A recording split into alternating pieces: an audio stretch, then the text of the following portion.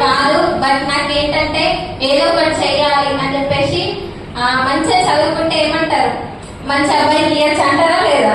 అట్లా education complete అయింది, job చేసిన. మా సార్ కూడా పోలీస్ డిపార్ట్మెంట్ కానిస్టేబుల్. ఇట్లాంటి ఇండస్ట్రీ గురించి చెప్తే నమ్ముతాడా? ఏమంటాడు? అది సబ్బుల కంపెనీ, నేను ఇంటింటి అమ్మాలా అని చెప్పేసి అన్నాడు.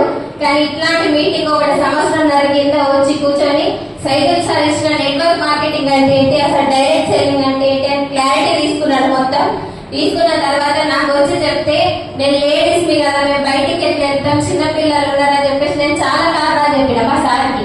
కానీ నేను ఒక ప్రైవేట్ స్కూల్ టీచర్ చేసిన, అక్కడ ఒక 8 గంటలు పని చేస్తున్నావు కదా, ఇంకొక 10 సంవత్సరాల తర్వాత నీ ఇన్కమ్ ఎంత ఉంటది, ఇక్కడ ఒక బీబీ మేడం స్కూల్ ఆయమ్మ నెలకి 2 లక్షలు సంపాదిస్తుందని చెప్పిండు.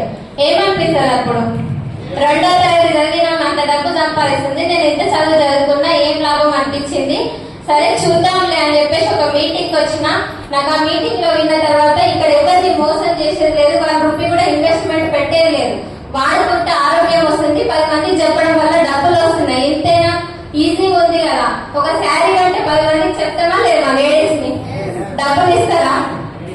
ఇక్కడ అట్లా చెప్తే డబ్బులు వస్తున్నాయి కదా అని చెప్పేసి మీటింగ్ లో క్లారిటీ తీసుకున్నా.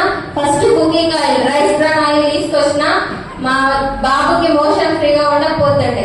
రిజల్ట్ వచ్చింది. అదే రిజల్ట్ ని 10 మందికి షేర్ చేయడం వల్ల నా ఫస్ట్ ఇన్కమ్ ₹255, హైయెస్ట్ ఇన్కమ్ 67,400.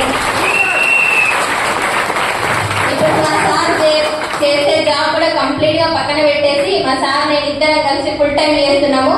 ఎందుకు చేస్తున్నాము అంటే దీంట్లో 3 జనరేషన్ ప్లాన్ ఉంది. బయట ఏ సెంట్రల్ గవర్నమెంట్ లో గానీ ఏ స్టేట్ గవర్నమెంట్ లో గానీ 3 తరాలు ఇచ్చే ఇన్కమ్ ఉందా?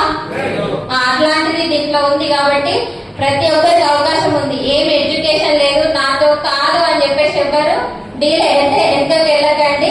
మీరు కూడా ఒక 1 year లో 1 lakh తీసుకోవాలని మనస్ఫూర్తిగా